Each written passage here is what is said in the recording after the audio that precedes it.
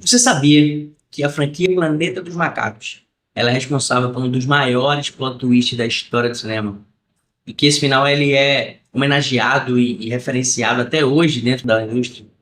Cara, então fica ligado aqui, porque essa e outras curiosidades e informações sobre a franquia Planeta dos Macacos eu vou falar aqui nesse especial da franquia Planeta dos Macacos.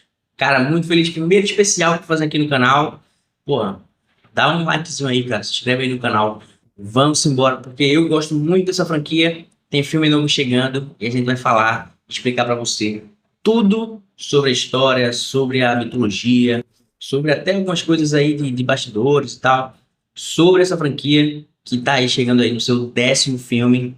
Então, cara, se você gosta, se você não conhece, aqui é o ideal para você conhecer e aí começar a assistir. Beleza? Vem comigo.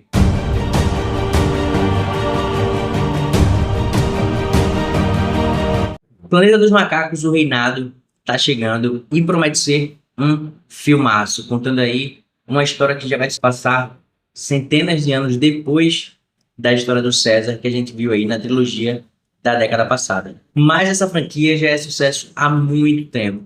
O primeiro filme estreou em 1968. O filme foi um marco na história do cinema. Primeiro, pela ousadia de fazer um filme onde a maioria dos personagens eram macacos, então precisaria aí de um trabalho de maquiagem muito bom para não ficar um filme tosco para a época, né? Porque na época não existia essa tecnologia toda, então teria que ser realmente maquiagem. E muita gente até recusou fazer esse filme, né? Esse filme foi recusado, esse roteiro, por várias aí empresas, né? Várias indústrias, até que ele provou que conseguiria fazer uma maquiagem que não fizesse o filme ficar uma tosqueira total. E aí o filme foi aprovado e finalmente chegou no cinema O Planeta dos Macacos. O filme é uma ficção científica. O roteiro fala sobre um astronauta que se perde no espaço, né? E aí, por causa da teoria da relatividade, tudo aquilo que você viu lá no Interestelar já era conversado aqui. E aí ele já viu que na Terra, de onde ele saiu, se passaram mais de 2.000 anos. E então todo mundo que ele conhecia já morreu e tal. Ele já estava perdido. E ele cai num planeta onde os papéis estão invertidos. Os humanos são caçados por macacos inteligentes que dominam o planeta, tecnologia, ciência, linguagem e tudo mais. E os humanos são meros animais que são colocados em jaulas. Todo esse contraste trouxe uma provocação muito grande na época aí, de como a humanidade ela era arrogante em relação aos animais, em relação ao seu lugar no mundo, da cadeia alimentar, digamos assim. E ver essa crítica, essa coisa tão explícita na sua cara, de falas que os macacos falavam, coisas que os macacos faziam com os humanos, de secar, de criar os humanos em jaulas para poder entender o corpo e abrir o corpo dos humanos e tal. Eles falam que faziam isso. Então isso chocou muito, todo mundo estava assistindo, porque você se coloca no outro papel, né? Você fica assim, cara, a gente faz isso com os animais o tempo todo, né? Ratos de laboratório, enfim, a gente sai abrindo e testando coisas, e os macacos estão fazendo isso com os humanos, a sensação é muito diferente. Então, por isso que o filme fez tanto sucesso na época. O personagem principal, o Taylor, né? Quando ele cai com a sua nave aí nesse planeta, ele chega um momento em que ele vê os macacos estão caçando os humanos, e ele é caçado também. E nisso ele leva um tiro no pescoço, mas sobrevive. Mas por causa do ferimento, ele não consegue falar.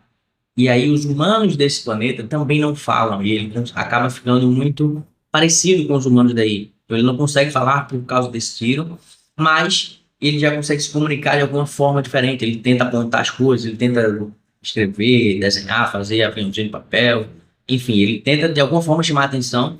E aí dois macacos, a Zira e o Cornelius, que é um casal de cientistas desse planeta, percebem que ele é um cara diferente e que eles precisam estudar mais ele. O Taylor consegue escrever e contar um pouco da sua história.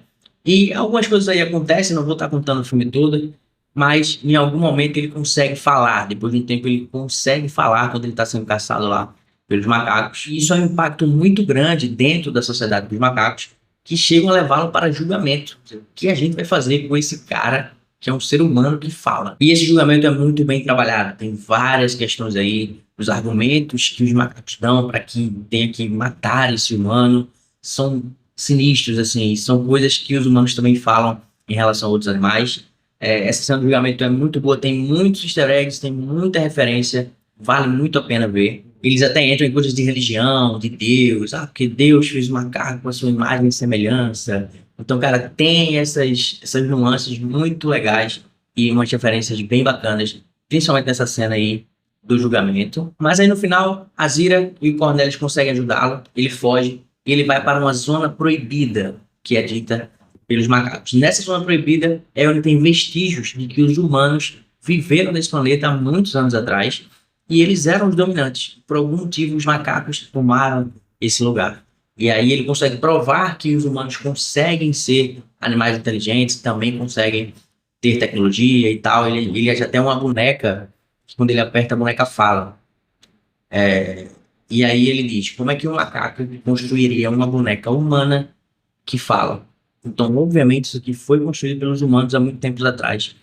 Então ele consegue provar que os humanos conseguem falar, que ele não é uma aberração. E aí ele, junto com a Nova, que é uma humana, uma mulher, que não fala, mas que ele se apaixona por ela, que só serve aí, sinceramente, para ser o par romântico dele, que só serve, sinceramente, no filme inteiro para nada. Ela só é uma mulher que tá lá mostrando o corpo e que tá andando com o Taylor pra lá e pra cá. Ela não fala, não faz nada no filme. E os macacos depois deixam eles irem embora. Falam assim, ó, beleza, a gente não vai te matar, vai embora.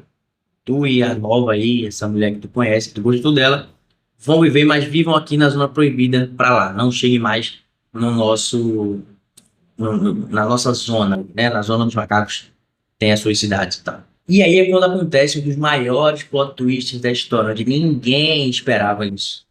O Taylor está cavalgando pela praia com a Nova no seu cavalo e ele percebe a Estátua da Liberdade destruída, vários escombros, né, da Estátua da Liberdade, e é onde ele percebe que, na verdade, ele viajou no tempo 2000 anos depois e caiu na Terra, e a Terra foi destruída. E os macacos hoje mandam e desmandam no seu próprio planeta. E a cena é bem famosa, ele gritando, chorando, seus miseráveis, vocês destruíram o nosso mundo e tal, porque na época a gente assistia aí, a Guerra Fria estava rolando, então tinha muita tensão de bomba nuclear, depois da Segunda Guerra Mundial, com a Hiroshima e Nagasaki, então todo mundo estava trabalhando essa tecnologia nuclear, e existia muita esse medo e essa tensão do mundo ser destruído por bombas nucleares. Então, quando ele fala isso, que vocês destruíram o nosso mundo, era disso que ele estava falando, que as bombas nucleares iam destruir o mundo e que a humanidade ia perecer. E aqui nesse universo, os macacos tomaram conta depois disso. Olha o macaco! O filme foi um sucesso de bilheteria, de crítica, todo mundo amou. E, cara, esse filme, até hoje, se você assistir, óbvio que ele é um filme datado, o ritmo é um pouco lento, tem muita coisa tosca para a nossa realidade hoje, mas na época aquilo era o top do top que eles tinham. A maquiagem dos macacos era um absurdo. Eles até conseguiram ganhar um Oscar honorário para isso, porque não existia Oscar para maquiagem, mas deram um Oscar para eles porque, cara, era muito bom para a época. E até hoje funciona se você assistir. O filme é bom. Eu assisti esse filme já esse ano, já tinha visto algumas coisas, mas assisti de novo e, cara, o filme é bom, você consegue assistir ainda nos dias de hoje, porque as críticas, tudo muito bem feito. Eu recomendo. E com esse sucesso todo desse filme, que parou o cinema, que entrou para a história até hoje, é óbvio que iam fazer uma continuação. E em 1970, estreia De Volta ao Planeta dos Macacos.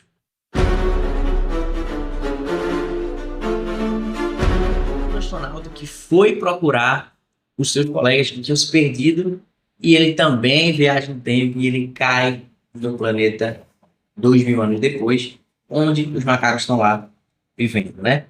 Enfim, a história não tem muita criatividade, é a mesma coisa que acontece com o Taylor no primeiro filme, vai acontecendo com ele aqui. Ele só não é capturado, ele encontra a Zira, encontra o Cornelius, encontra a Nova, que é a mulher lá do Taylor do primeiro filme.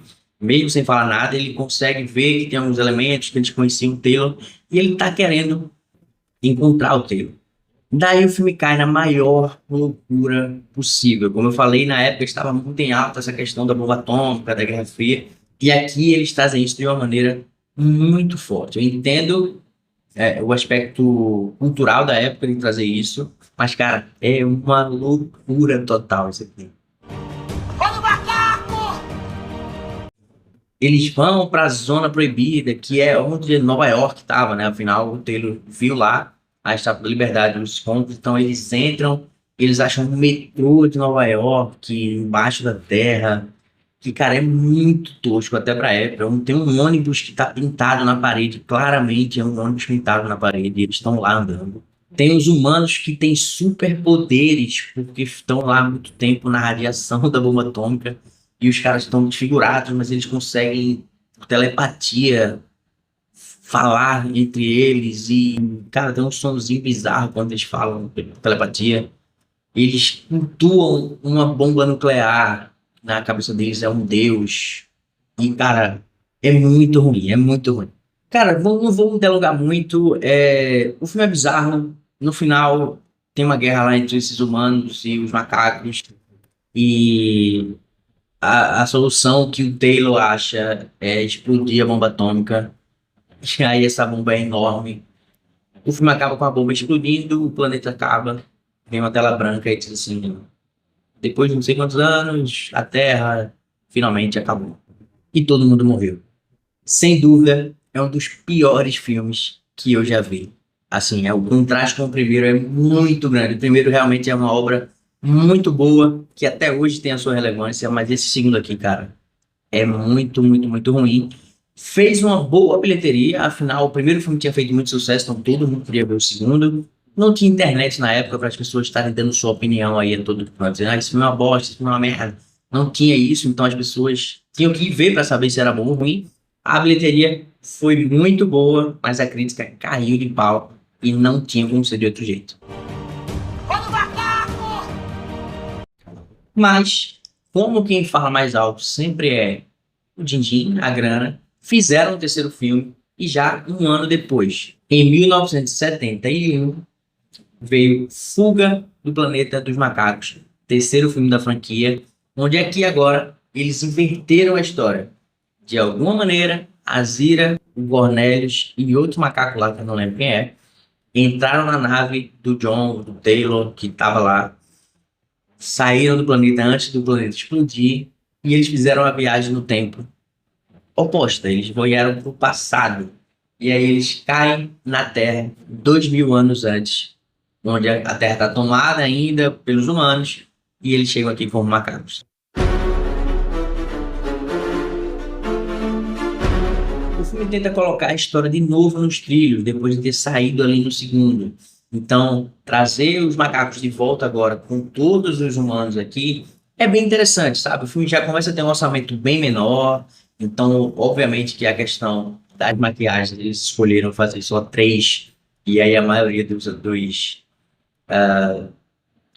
personagens são humanos, então o orçamento já caiu muito, eles conseguiram fazer, mas a história, a ideia é boa. Eles trazem aqui, eles tentam colocar a história aí nos eixos, eles fazem praticamente o contrário do primeiro filme, né? Então, os humanos que estão aqui impactados com macacos que falam, tem um julgamento com eles também para saber o que vão fazer com esses macacos, mas a maioria dos humanos tratam eles super bem. Eles viram meio que uns influencers, uns famosões, assim, todo mundo quer tirar foto e chama ele para festas e acham muito divertido. Meio que aí tem uma flerte aí com uma crítica de os macacos serem só entretenimento e si e tal, ninguém dá muita bola ao que eles querem falar. Mas, cara, eles falam principalmente a origem do planeta dos macacos. E aí eu acho que a principal função desse filme é trazer como começou, né? Por que a Terra ficou tomada por macacos 2000 anos depois. E aí o Cornelius, ele fala, ele conta a história que é a sua mitologia, né, da história dele. Ele conta que depois de algum tempo, um vírus assolou o planeta Terra e matou todos os cachorros e os gatos do mundo. E os humanos ficaram sem ter animais de estimação e começaram a criar macacos de estimação. Os macacos, convivendo muito com os humanos dentro de casa, começaram a ficar muito inteligentes. E os humanos começaram a ensinar eles ainda mais. E aí começaram a ver que os macacos poderiam ser não só de estimação, mas também seus empregados domésticos, seus funcionários, ou seja, escravos. Então a gente vê que daí os macacos começaram a lavar prato, fazer tudo que os humanos queriam. Os humanos começaram a explorar os macacos, até que um dia um macaco chamado César falou não para um humano. E essa foi a primeira palavra que o macaco usou, foi a palavra não. E cara, fica ligado que isso lá na frente eu vou falar um pouquinho sobre isso. Então essa é a história. Esse macaco conseguiu fazer uma rebelião junto com os outros macacos e lutar com os humanos e venceram a guerra. E aí tomaram o planeta. Essa história acabou assustando muitos humanos e eles disseram assim, cara, vai dar merda aqui. A gente não sabe quanto tempo vai ser isso, mas a gente não pode deixar isso acontecer, né? Isso é uma prova de que a nossa raça humana vai perecer, então a gente não pode deixar. Nisso eles descobrem que a Zira está grávida, a Zira tem um bebezinho, né, dentro dela. E os humanos malvados falam, a gente não pode deixar esse bebê nascer, porque ele pode ser o princípio dos macacos começarem a ficarem aqui inteligentes e começarem a se organizar. Então, a Zira e o Cornelius podem viver com a gente de boa, mas não podem ter filhos.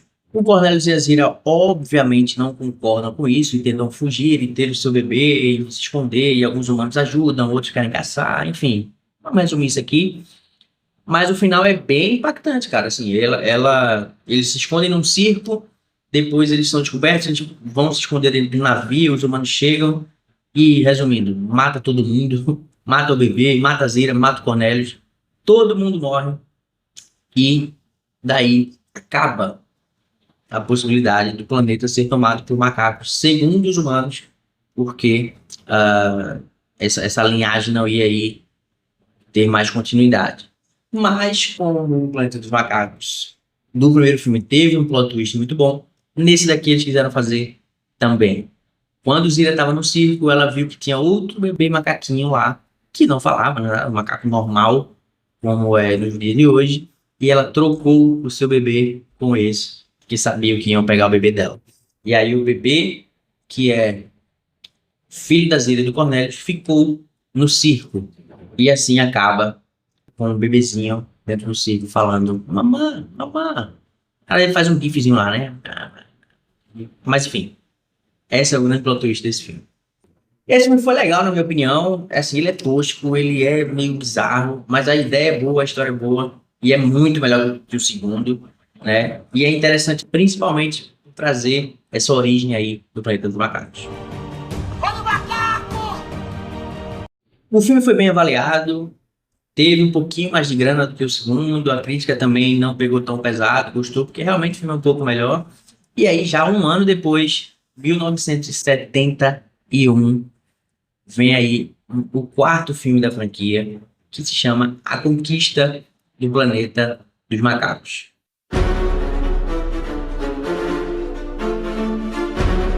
Aí já se passaram 20 anos, o bebê da Zira foi criado no circo, e o dono do circo deu o nome a ele de César. Isso mesmo. Muito parecido, você já deve estar entendendo o que foi que aconteceu, né? Nessa época que o vírus já chegou, já matou os humanos, os gatos, os cachorros, e os macacos já estão sendo criados aí pelos humanos, já estão ficando inteligentes. Acho que o gap aí foi muito rápido, 20 anos só, tudo isso aconteceu. Mas enfim, a história é essa aí. O César, que é o filho do Cornelius e da Zira, ele já fala, então ele tem que fingir que não fala para não ser pego e tal. Então ele começa a ver que todos os macacos estão sofrendo, estão sendo explorados, estão sendo feitos de escravos. E aí sim, ele dá início a essa rebelião. Ele é quem fala, né? Mas o engraçado aqui é que ele não fala o não pela primeira vez. Ele fala algumas coisas antes. Mas, cara, é ele quem fala o não e que cria toda essa rebelião e luta aí com os humanos para poder conquistar o mundo. E tudo isso num filme muito ruim, cara. É muito ruim esse filme. A maquiagem agora já é horrível, já não tem mais todo aquele zelo do começo, porque o filme cada vez fazendo menos bilheteria, as pessoas já estão criticando um pouco mais, então eles estão gastando menos no filme e aí o filme vai saindo tosco e tal. Mas a ideia continua sendo boa, cara, assim, a jornada dos macacos, de como eles conseguiram e tal. Tinha uma ideia boa ali no meio, mas a execução, por conta dos orçamentos baixos, não saíram muito bem, né? Tem uma coisa ou outra, obviamente, que eu não gosto, mas, cara, a coisa tinha uma ideia boa ali, por isso eles ainda fizeram o quinto filme. E esse quinto filme não faz sentido nenhum, porque o nome do filme agora é A Batalha pelo Planeta dos Macacos. A Batalha dos Macacos é isso.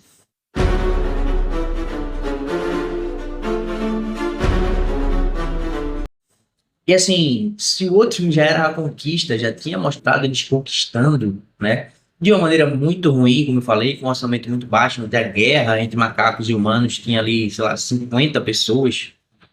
E, enfim, aqui eles trazem a batalha, que na minha visão era para ser a batalha antes da conquista. Mas eles trouxeram, e aí se passam 10 anos do filme anterior, já existe aí a bomba atômica já foi lançada, os humanos já morreram, muitos humanos, então os macacos já estão ali soberanos, não sei como, já que a bomba não matou os macacos, não sei por quê. E aí já existe uma organização muito parecida com o que a gente viu lá no primeiro, né? Já tem os gorilas, que são meio que do exército, os chimpanzés são enfim, os outros, já tem os orangotangos, que são os professores, meio que já tá ali se tornando uma organização parecida com o que a gente viu dentro do primeiro filme, então vai trazendo aí de volta para o primeiro filme, né, esse ciclo. Até as roupas são um pouco parecidas, mas ainda existem humanos e macacos convivendo ali. Os humanos falam, tem meio que essa harmonia aí, entre aspas, apesar de um gorila já querer matar os humanos e achar que isso está errado, tal e tal. Então isso é que dá início à batalha. O César, ele quer de alguma forma conhecer os seus pais. Eu não vou lembrar muito bem, que esse filme também é muito ruim, tá? Mas ele quer, aí ele vai para a cidade, que é a zona proibida, que já no primeiro filme, para a cidade de Nova York, que está destruída, e o cara diz assim, um humano que estava no outro filme, o nome dele é McDonald, ele diz assim, ó, tem uma fita que seus pais gravaram aí no julgamento que teve, não sei quantos anos atrás, 30 anos atrás, e talvez eles tenham uma coisa legal para contar para você. Aí ele vai para essa zona fantástica pegar essa fita para ver o que foi que os pais dele falaram. E, cara, lá eles encontram os humanos. Lembra dos humanos do 2 que tinha superpoderes, que estavam lá? Ele encontra meio que o prelúdio disso, tá? Eles ainda não têm superpoderes, mas eles estão ficando aí deformados por conta da radiação e tal. Tudo isso dá numa guerra. Não tem muito o que falar, tá? É ruim pra caramba isso. Mas aí dá numa guerra onde tem, sei lá, 20 humanos e 50 macacos. Os macacos ganham. Um gorila mata o filho do César, que se chama Cornelius, né, em homenagem ao seu pai. Pega isso também. E aí tem aquele mantra, né, do macaco não mata macaco, desde sempre tem essa, uma das regras principais dos macacos. E aí ele matou o macaco, e o César vai querer matar ele, não consegue, ele cai numa árvore, e o macaco morre porque caiu de uma árvore, não faz sentido nenhum. Muito ruim esse filme, mas no final eles mostram 600 anos depois, uma estátua lá do César, e contando que os humanos, os macacos e tal, tudo isso, e termina com uma estátua chorando, só pelo lado esquerdo do olho. Que, cara, é muito ruim isso. E assim se deu o final da franquia. Depois disso, ninguém quis mais mexer nisso. Foram 5 filmes. Mostrou aí desde aquele filme que é muito bom, que até hoje marcou a história do cinema. Eles tentaram surfar em cima desse primeiro filme aí durante muito tempo. No outro, o segundo foi horrível. O 3 tem algumas coisas boas. O 4 tem uma história, uma ideia boa, mas é muito ruim. E o 5 não tem nada de bom. Mas, cara, fez muito sucesso, assim, popularmente falando. Mas foi tanto fracasso que ficou anos e anos sem ninguém mais tocar nesse assunto. Essa foi a história da primeira parte aí da franquia, que foram 5 filmes ali dos anos 70, onde foi realmente um boom, muito sucesso, muita gente via isso. apesar de ser um fracasso aí de crítica e de bilheteria, mas passava muito na TV e tal. Eu vou falar agora num próximo vídeo, na parte 2, sobre agora os filmes dos anos 2000 pra cá, certo? Tem o filme do Tim Burton, vamos falar um pouquinho dele, e aí da trilogia da década passada, da origem, o confronto e a guerra, até chegar agora nesse filme que vai estrear em 2024. Beleza? Se você gostou, cara, ficou até aqui, muito obrigado. Vai ver a parte 2, clica aí no gostei, compartilha com os amigos e vamos embora falar Planeta dos Macacos depois no outro vídeo. Beleza? Fica ligadinho aqui para não perder. Até a próxima. Tchau, tchau.